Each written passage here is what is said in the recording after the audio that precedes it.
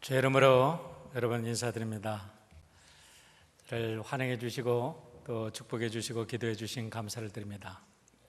지난주에는 사실 아무것도 안 보였는데 이제 조금 보입니다. 오늘은 또 여러분이 환영해 주셔서 이렇게 이름표도 달아주셔서 감사합니다. 제가 초등학교 때 처음으로 학교를 갔더니 흰 손수건 이렇게 달고 이름표를 달아줬어요. 근데 오늘 이렇게 하얀 이름표를 달아주시니까 길 잃어먹지 말고 잘 다녀라 하고 여러분들이 이름표 달아주시는 것 같아서 감사했어요. 12일밖에 지나지 않았지만 두 번의 수요 예배 그리고 8번의 새벽 예배, 그 두 번째 드리는 우리 주일 예배 통해서 우리 사랑하는 성도 여러분들이 너무나 많은 사랑과 또 환영을 보여주셔서 저도 여러분에게 무엇을 드릴까 고민하다가 하나의 시를 선물로 준비했습니다. 그랬더니 이미 우리 드림 성도님들은 수준이 높아서 이 시를 수없이 들으셨대요. 그래도 또 한 번 들어보세요. 김춘수의 꽃입니다.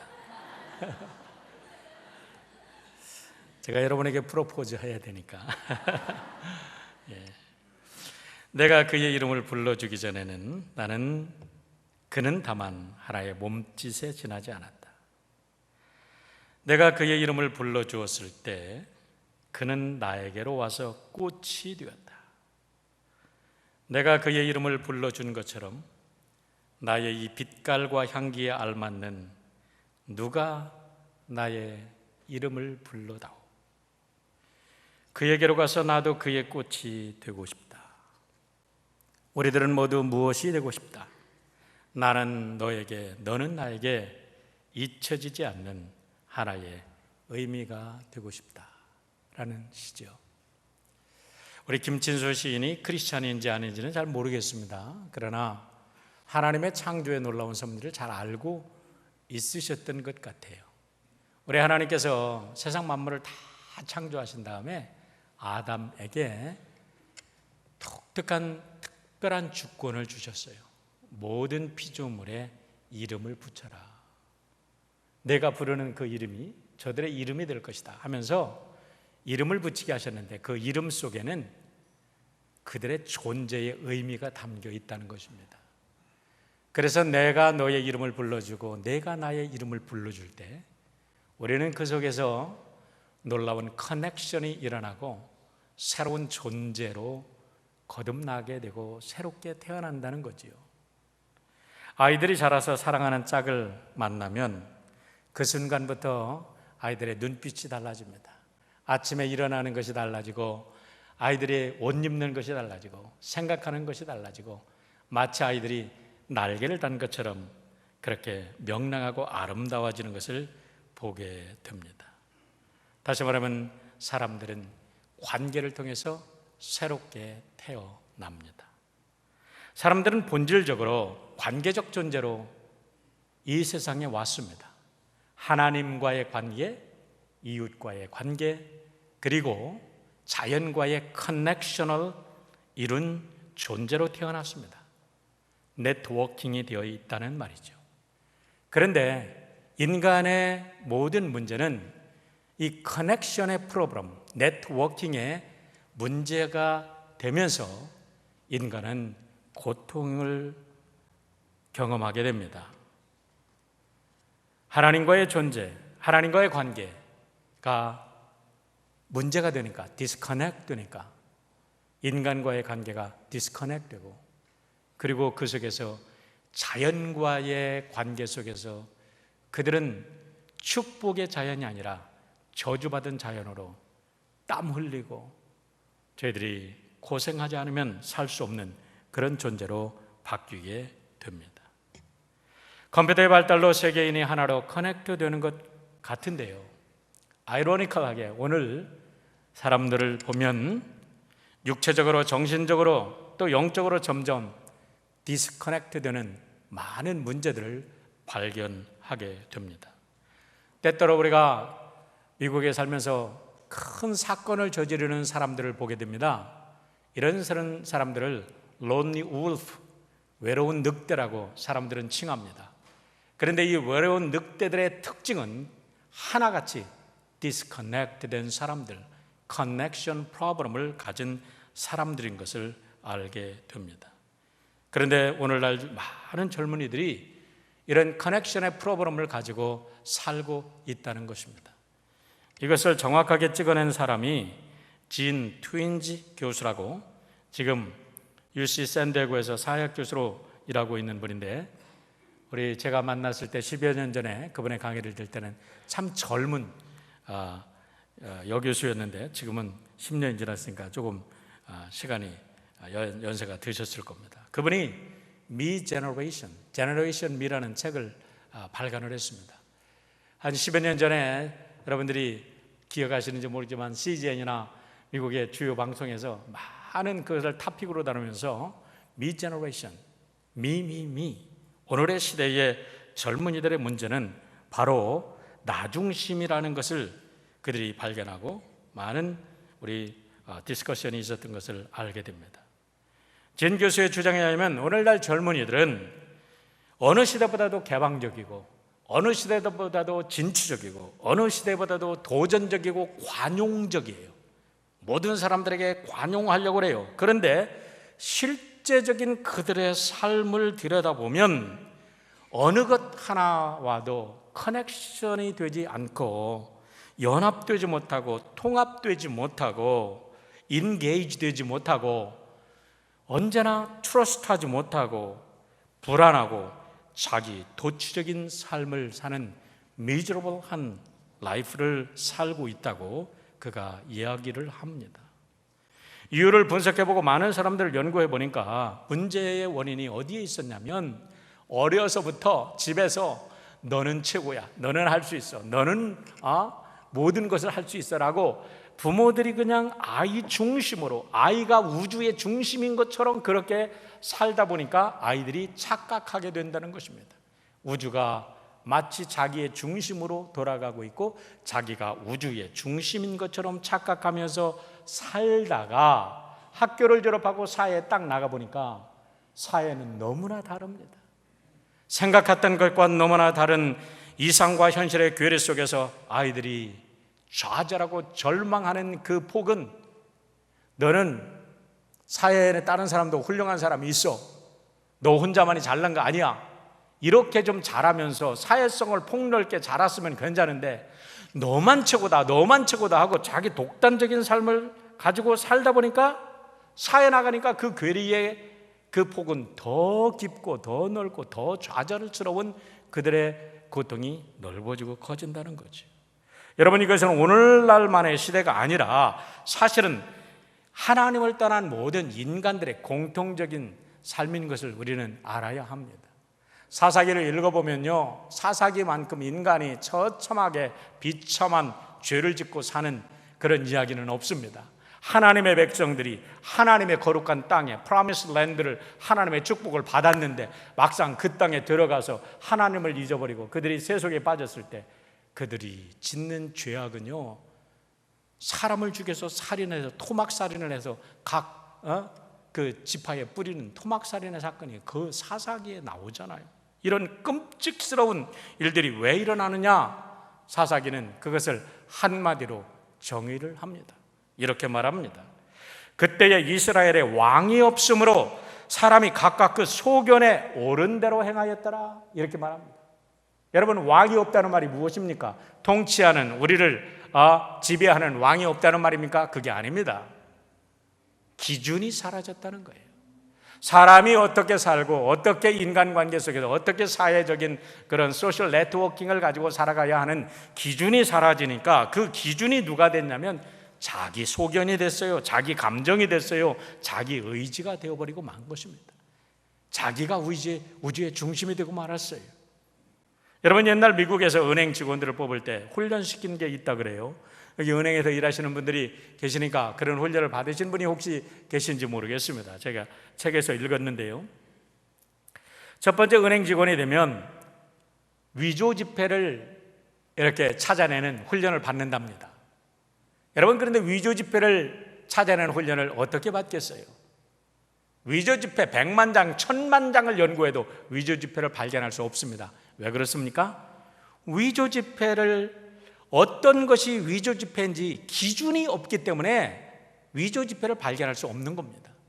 위조 지폐를 발견할 수 있는 오직 한 가지 방법은 오리지널 달러를 연구해서 이것이 오리지널한, 이것이 지폐의 모델이다라는 것을 알을 때만이 그거의 절대적 기준을 비교해 볼 때에 아하, 이게 위조 지폐구나 아닌가를 알게 된다는 것입니다. 여러분, 인간을 평가할 때도 마찬가지고 우리들의 삶의 존재를 평가하는 것도 마찬가지입니다. 오늘 우리들이 본문을 볼 때 너무나 놀라운 사실을 발견하는 것은 하나님의 형상을 가진 완벽한 인간상을 발견하게 되는데 그분이 누구냐면 예수 그리스도시라는 것입니다. 여러분, 우리가 잘 알지만 창세기 1장 26절과 27절을 보면 인간은 누구나 하나님의 형상을 가지고 태어났습니다. 그런데 하나님과 디스커넥트, 네트워킹이 브로큰되면서 사람들은 하나님의 형상을 잃어버렸어요. 그래서 모든 사람이 무엇인가 something wrong, 무엇인가 디펙트된 그런 형상을 가지고 살아갑니다. 그래서 누구도 인간에 대한 아무리 훌륭한 성인일지라도 그 사람이 인간의 완벽한 모델이 될 수는 없습니다. 그런데 누가 인간의 완벽한 모델이 될 수 있습니까? 오직 하나님의 아들 예수 그리스도만이 인간의 완벽한 모델이 될 줄 믿습니다.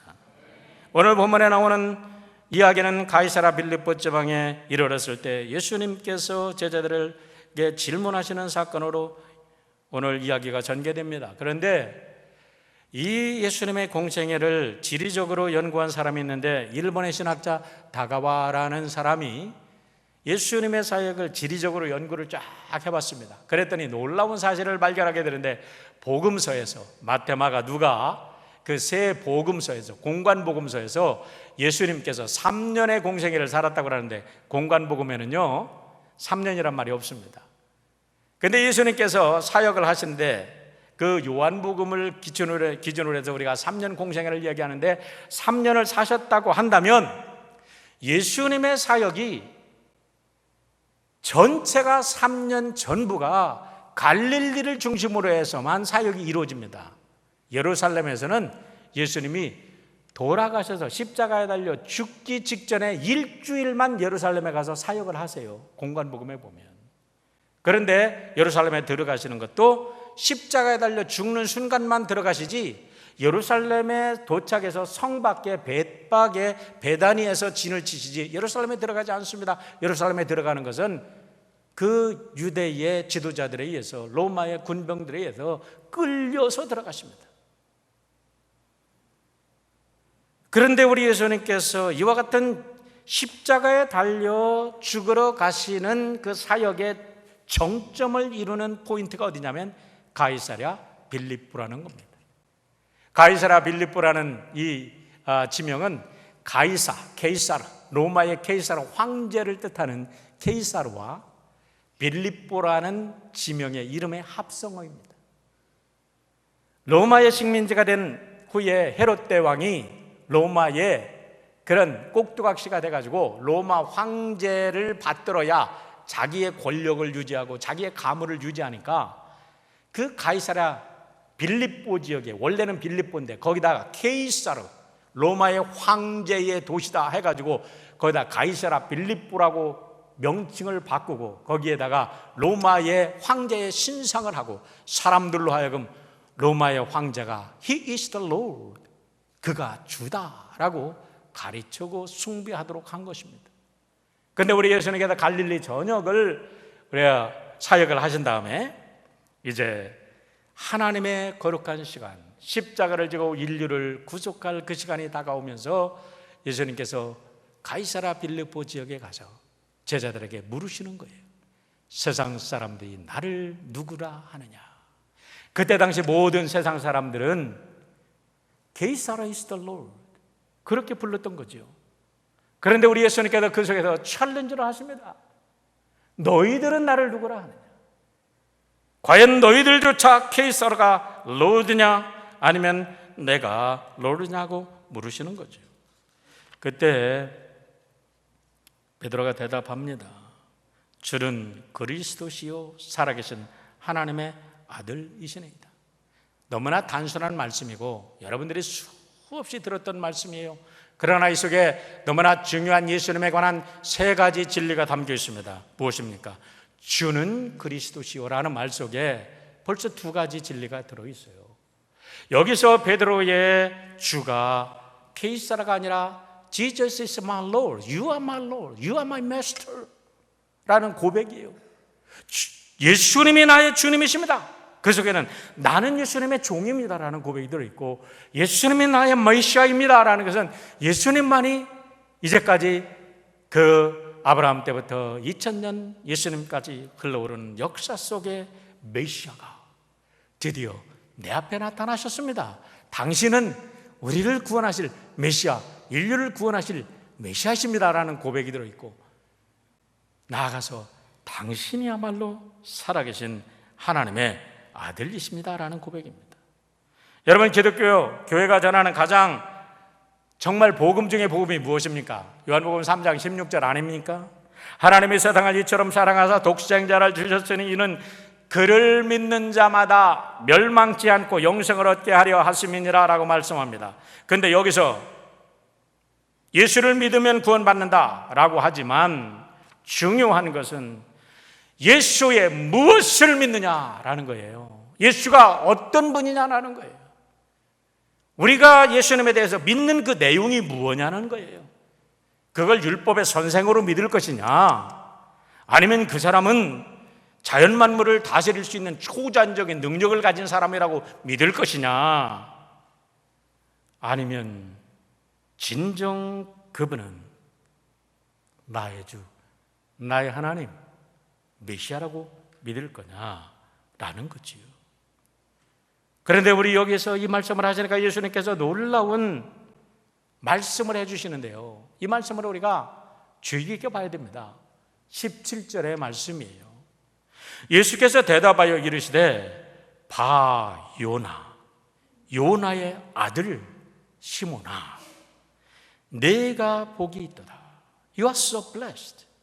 왜냐하면 내가 이 비밀을 알았기 때문이라 라는 해요. 이 비밀이 누구냐? 이 비밀이 뭐냐? 내가 메시아요, 내가 왕의 왕이요, 내가 세상의 주인이요, 내가 살아계신 하나님의 아들임을 내가 알았다는 거예요. 그런데 이걸 누가 알려줬어요? 잘 보세요. 베드로가 혼자 깨달아 아는 게 아닙니다. 이를 내게 알게 하니는 혈육이 아니요 누구예요? 하늘에 계신 내 아버지시니라. 할렐루야. 그러니까 예수 그리스도를 이 땅에 드러내시고 계시하신 분은 하나님 자신인 줄 믿으시길 바랍니다. 예수님에 관한 지식은요, 인간의 신학으로, 교리로, 논쟁을 통해서, 역사적인 무슨 신학적 연구를 통해서 아는 게 아니라, 하나님께서 성령을 우리에게 주셔서 성령이 우리의 마음을 다스려 주시고 성령이 우리의 마음을 감동시켜 주실 때 살아계신 예수님이 인격과 인격으로 나를 통째로 새로운 존재로 만드시는 역사 속에서 예수님을 나의 주 나의 하나님으로 받아들여지게 되는 줄 믿습니다.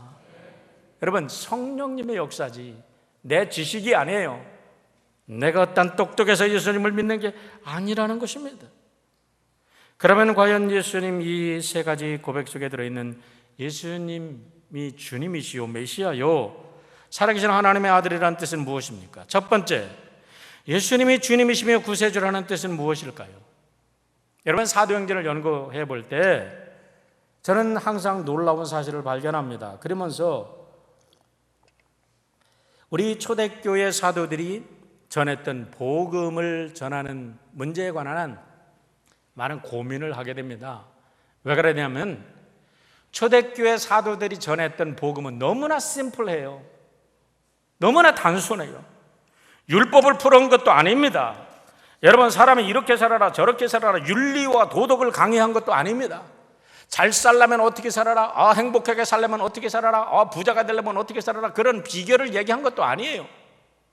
초대교회 사도들의 메시지의 중심은 예수는 주님이시고 예수는 메시아고 그분이 우리를 죄를 위해서 이 땅에 오셨고 그분이 십자가에 달려 죽으시고 우리를 구원하셨기에 그분을 믿으면 우리가 거듭나고 우리는 구원받는다라는 단순한 메시지 한 가지입니다. 여러분, 너무나 우리가 이 사실을 모르고 이 사실을 우리가 놓치고 있습니다. 그들이 증거한 건 율법도 할례도 도덕도 아닌 자기들이 체험한 살아있는 하나님의 아들이셨다는 거예요. 예수 만나고 보니까 로마 황제 시저, 그도 사람이고 그도 죽을 수밖에 없는 죄인이고, 그러나 예수 그리스도 그분은 영원한 나의 왕 나의 하나님이시다 라는 겁니다. 오늘날 교회가 외치는 복음은 무엇입니까? 정말 예수 그리스도께서 우리의 주인이시고 우리의 모든 것 되시란다고 교회가 외치고 있습니까? 아니면 인본주의적 정의와 자기중심적인 이기적 사랑을 복음이라고 착각하면서 그렇게 전하고 살아가고 있지는 않습니까? 놀랍게도 우리 사도들이 예수는 주님이시고 예수는 하나님의 아들입니다 라는 사실을 증거했는데, 그 사실을 듣고 눈먼 자가 눈을 떴습니다. 귀머거리가 눈을 떴습니다. 귀가 열렸습니다. 앉은 배가 일어납니다. 예수는 주님이시다는 말 한마디에 듣고 믿으니까 앉은 배가 일어나는 거예요. 문둥병이가 새로워지는 거예요. 죽은 자가 여러분 생명으로 일어나는 줄 믿습니다. 율법 강의가 아니에요. 교리 강의가 아니에요. 도덕 강좌가 아닙니다. 우리의 지식을 바꿔준 게 아니라 인격과 인격인 대신 살아계신 하나님이 우리한테 찾아오시는 그 순간 우리의 모든 삶이 바뀐 줄 믿습니다. 그 속에 예수님이 나의 주라면 나는 예수의 종이라는 고백이 들어있는 거예요. 그래서 이제부터는 예수를 나의 주 나의 하나님으로 믿는 순간 내가 공부하는 것도, 내가 사업을 하는 것도, 내가 열심히 일하는 것도, 내가 결혼하는 것도, 내가 취미생활 하는 것도, 내가 노는 것도, 내가 베케이션을 가는 것도 다 우리 예수 그리스도의 영광을 위한 일이고, 그 속에서 예수님과 함께 하나님의 풍성한 삶을 회복하는 역사가 일어나는 줄 믿습니다. 두 번째는 주는 살아계신 하나님의 아들이시다는 고백입니다. 여러분, 정말 예수님이 나의 주 나의 하나님이라고 하는 것이 우리들의 intellectual understanding, just 우리가 머릿속에만 있는 지식입니까? 아니면 오늘 우리들의 삶을 통째로 이끌어 가시는 사랑의 고백이요, 삶의 고백이요, 신앙의 고백이 됩니까? 17세기 프랑스가 나온 위대한 수학자요, 과학자요, 철학자요, 마지막엔 신학자 중에 신학자가 된 파스칼이라는 사람이 있습니다. 여러분 너무나 잘 아실 겁니다. 17살에 그는 이미 프랑스 학계를 뒤집어 놓는 새로운 수학의 명제를 제시했고, 전자계산기의 모델이 되는 그런 오늘날 전자계산기의 모델이 되는 그와 같은 모델을 제시했고, 공기 압축에 관한 탁월한 이론을 제시해서 20살이 되기 전에 이미 프랑스 학계와 귀족사의 명사로 떠오릅니다. 스스로 인정하게도 하늘을 찌를 만한 그런 교만과 이기주의와 성적 방종에 젖어서 그는 자기 만족에 살아갑니다.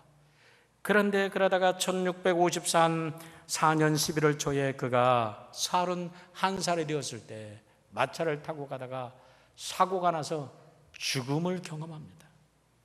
다리에서 추락하는 바람에 거의 죽었다 살아나는데, 놀랍게도 그 후 15일 후에 그가 말씀을 묵상하는 가운데 살아계신 하나님을 그때서야 비로소 지식의 하나님이 아닌, 철학의 하나님이 아닌, 교리의 하나님이 아닌 살아 역사하시는 하나님을 만나는 거예요. 그래서 그날 이렇게 고백합니다. 은총의 해 1654년 11월 23일 월요일, 밤 11시 반에서 12시 반경까지 그의 글이니까 그대로 막 연결이 안 되고 어떤 때는 끊어지고 그럽니다.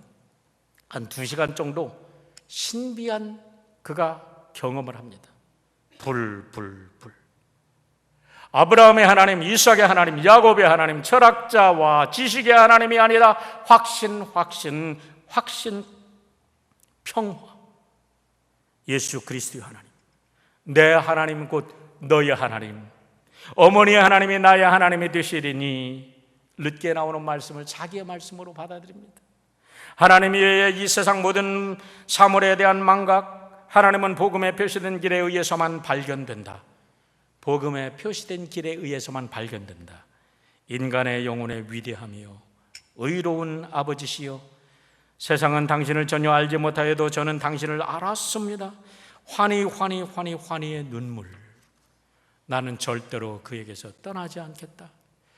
그는 복음에 표시된 길에 의해서만 보존된다. 아까 복음에 표시된 길에 의해서만 알게 되고 이제는 그의 복음에 표시된 길에 의해서만 보존된다 그랬어요. 일체를 결연히 포기할 것, 예수 그리스도와 나의 지도자에 대한 완전한 복종, 지상의 시련 끝에 만나게 될 영원한 환희. 나는 당신의 말씀을 잊지 않겠습니다. 아멘. 그 글을 적어서 파스칼은 양피지에 그 글을 깨알같이 적어가지고 자기 외투에다가 아예 거기다가 꿰매 놓답니다. 그리고 그가 8년을 살다가 하나님의 부르심을 받는데 그때부터 그는 하나님의 지식 속에 들어가 인류 역사에 영원한 보물처럼 남기는 파스칼의 방세 묵상록을 남깁니다.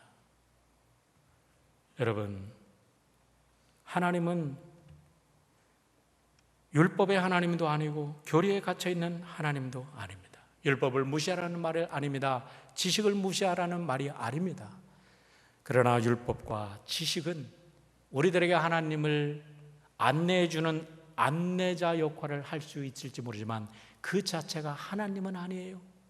우리는 율법을 통해서 성경 지식을 통해서 하나님의 본체이시고 오늘도 살아계셔서 역사하시고 우주를 주관하시는 인격적 하나님을 만나야 될 줄 믿습니다. 그 하나님을 만나게 될 때 나의 존재가 변화되는 거예요. 여러분, 오늘 예수님께서 너희들은 나를 누구라 하느냐 하는데 제가 제목을 나는 누구냐라고 붙였습니다. 왜 그렇습니까? 저는 이 예수님께서 너희들은 나를 누구라 하느냐는 질문을 내가 예수님에 대해서 어떻게 고백하느냐가 나의 존재에 대한 질문이라고 믿습니다. 내가 예수님을 어떻게 고백하느냐에 따라 내 인생의 목적이 달라지고 내 인생의 삶의 양태가 달라지고 생각과 나의 모든 먹고 마심까지도, 내가 결혼 생활하고 내가 어떻게 자녀를 낳고 어떻게 자녀를 교육할 것인가, 어떻게 내가 상거래를 할 것인가, 어떻게 돈 관리를 할 것인가, 어떻게 돈을 벌 것인가, 어떻게 돈을 쓸 것인가, 모든 것이 예수는 나의 주라는 고백 속에 담겨 있지 않습니까? 그렇기 때문에 그 질문은 나에 대한 질문이라는 거죠. 그런데 놀라운 것은 한 가지 더 알아야 될 것은 세 번째로, 예수님께서 이런 고백을 하셨을 때 예수님이 거기서 끝나는 게 아니라 비들을 축복하시면서 내 믿음의 고백 위에 내가 교회를 세우시겠다고 약속하신다는 거예요. 여러분, 여기서 예수님께서 믿음의 고백 위에 교회의 존재를 알려주시는 거예요. 여기서 뭘 말합니까? 여러분, 우리 신앙생활이라는 것은 혼자 하는 게 아닙니다. 인간은 사회적 동물로 혼자 살아갈 수 없는 존재인 것처럼 신앙생활도 마찬가지인 것입니다. 내가 하나님을 만났습니다. 너무나 기가 막힌 하나님, 정말 인간의 경험으로, 인간의 생각으로 상상할 수 없는 그 하나님의 영광을 내가 봤어요. 그러다 할지라도 우리가 이 세상에 살아있는 한 예수님과 제자들이 저 변화산상에서 하나님을 만나고 예수님을 만나고 다시 세속에 내려와서 사람들의 관계 속에서 살았듯이 우리는 사람들과 관계적 존재로 살아갈 수밖에 없는데, 우리 예수님께서 교회를 통해서 신앙을 우리가 신앙생활을 하고 교회를 통해서 그리스도의 이 놀라운 복음을 증거하도록 하셨다는 겁니다. 저는 평생 감리교인으로 살았습니다. 어렸을 때 충청도에 살았기 때문에 충청도는 전부 다 감리교 텃밭입니다. 어디를 가나 감리교입니다. 그래서 아주 어렸을 때 계룡산 밑에서 여름 성경 학교를 한다고 할 때 차도 한 번 못 본 사람이 도시에서 대학생들이 와서 여름 성경 학교를 해주니까 얼마나 재밌고 좋은지 그때 배운 노래를요 지금도 기억한다니까요.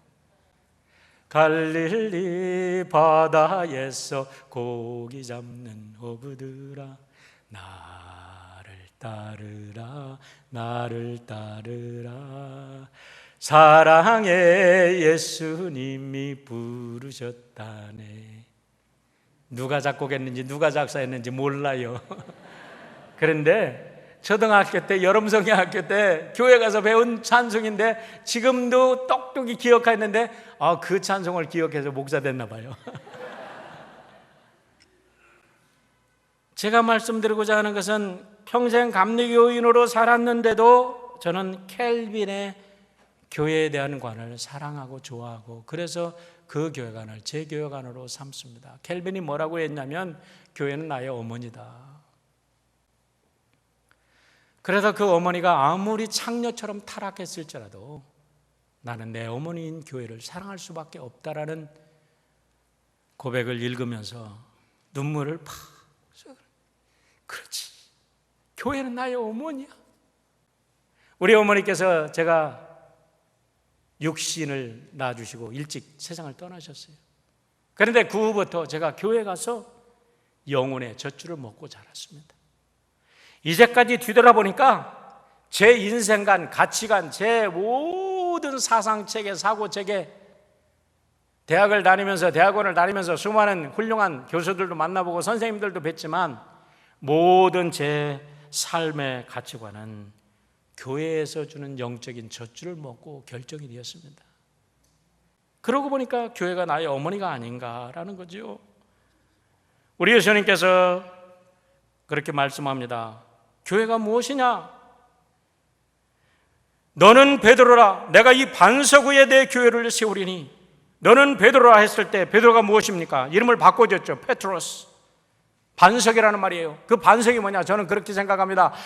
베드로 개인이 아니라 믿음의 고백을 한 그 사람, 믿음의 고백을 한 그 사람들 안에 그 위에 음부의 권세가 흔들지 못하는 하나님의 거룩한 나라를 세워주신다는 것입니다. 할렐루야. 이것이 교회입니다.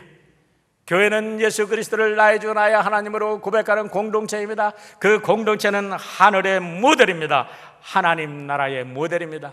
그래도 교회를 통해서 사람들은 희망을 발견하고 진리를 발견하고 생명의 길을 발견하는 거지요.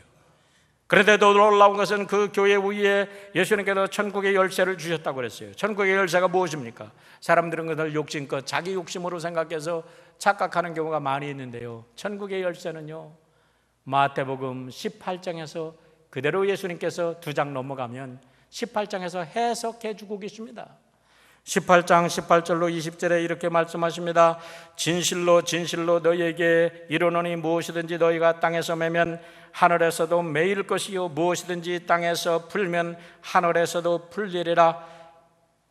진실로 다시 너희에게 이르노니 너희 중에 두세 사람이 땅에서 합하여 합심하여 무엇이든지 구하면 하늘에 계신 내 아버지께서 그들을 위하여 이루게 하시리라. 두세 사람이 내 이름으로 모인 곳에 나도 그들 중에 있느니라. 여기서 교회를 다시 한번 정해야 하십니다. 여러분, 교회가 무엇입니까? 예수를 주로 고백하고 메시아로 고백하고 하나님의 아들로 믿는 사람들이 모인 곳이 교회입니다. 그런데 그들에게 천국 열쇠가 주어져서 그들이 천국을 닫고 여는 권세를 주셨는데 그게 뭐냐? 두세 사람이 모여 합심해서 하나님의 뜻이 이루어지도록 기도하는 것이라는 것입니다. 천국 열쇠, 엉뚱한 게 아니에요. 막연한 게 아니에요. 예수 그리스도를 믿는 사람들이 이 땅에 하늘에 계신 아버지시여 하나님의 뜻이 하늘에서 이루어진 것처럼, 하늘의 뜻이, 하나님의 뜻이 하늘에서 이루어진 것처럼 우리 삶에도 이루어지게 하옵소서라는 합심기도, 중보기도, 우리 형제자매들, 어리고 연약한 형제자매들을 위해서 기도하고 이 땅에 어둠을 위해서 기도하는 그 기도 속에 우리 하나님께서 그 기도를 기뻐하실 때 그 기도를 응답해 주시는 것이 천국의 열쇠인 줄 믿습니다. 천국이 열리는 게 다른 게 아니에요. 그 속에서 내가 너와 함께한다, 걱정하지 말아라, 내가 너와 함께한다, 물 가운데로 지날 때에도 불 가운데로 지날 때에도 염려하지 말아라, 내가 너와 함께한다, 썩은 동아줄 더 이상 붙잡지 있지 말고 내려놔, 그럼 내가 너 책임질게 하시는 주님의 음성을 천국의 열쇠라고 주님이 말씀하시는 거예요. 지난 5월 23일 날 슬픈 이야기가 전해졌습니다. 제가 영화를 그렇게 즐겨 보는 건 아니지만 좋은 영화는 좋다고 하면 꼭 봅니다. 왜냐하면 2-3시간 만에 한 사람의 인생을 다 볼 수 있고 세계 역사를 좀 새로운 각도에서 읽을 수 있는 그런 인사이트가 거기에 들어있잖아요. 위대한 작품들이 영화화 될 때 참 거기에는 짧은 시간에 많은 메시지를 들을 수 있기 때문에 제가 가끔 봅니다. 제가 좋아하는 영화 중에서 Beautiful Mind, 여러분 모르시는 분이 없으실 거예요. 아마 우리 드림교회 성도님들은 수준이 있어도 다 보셨을 줄 알아요. 안 보신 분은 오늘 보시고 수준이 높으시길 바랍니다.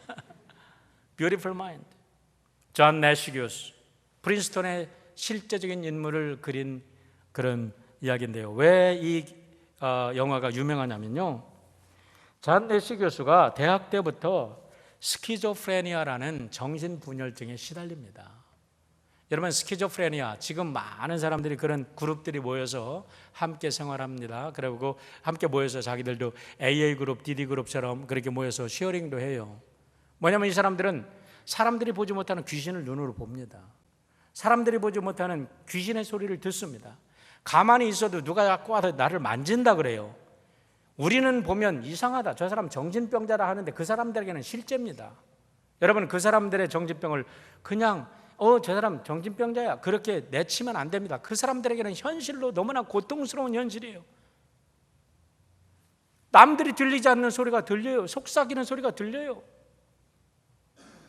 그러니까 얼마나 고통스럽습니까? 그런데 이 존 내시 교수가 세계적인 수학의 천재인데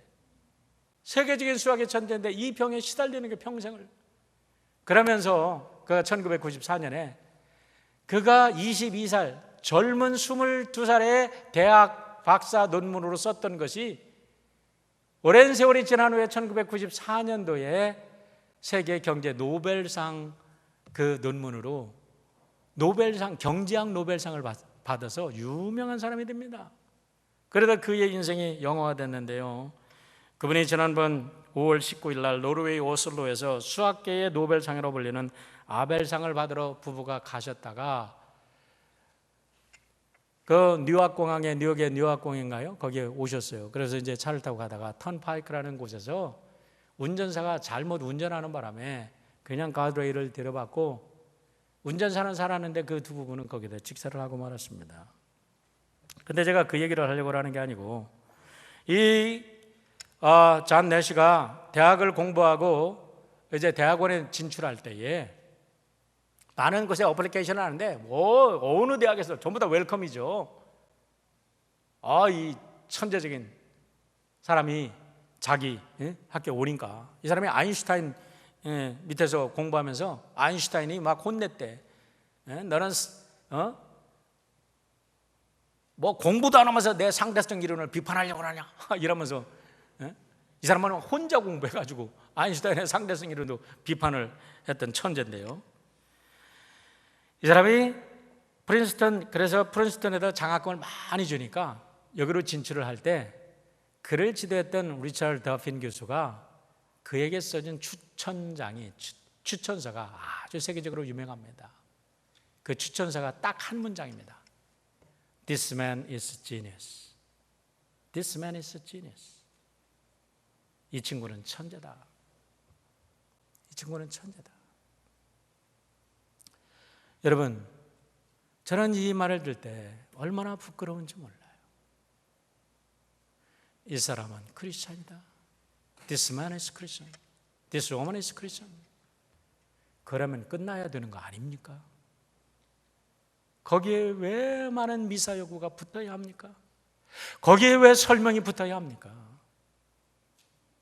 오늘 예수 그리스도에 대한 고백이 잘못되었고 우리가 그 고백에 책임적인 존재로 살아가지 못하기 때문에 오늘날 교회들이 하나님이 주신 권위도 잃어버리고 하나님이 주신 영광도 잃어버리고 하나님이 주신 축복도 잃어버린 존재로 살아갑니다. 이제 앞으로 제가 우리 드림의 아름다운 공동체를 섬기면서 여러분과 제가 다시 한번 이 한 가지, 이 사람은 크리스천입니다라는 그 한마디로 세상 어디를 가든지 우리 사랑하는 성도 여러분이 빛과 소금으로 인정받는 축복이 있기를 주의 이름으로 축원드립니다. 기도하겠습니다.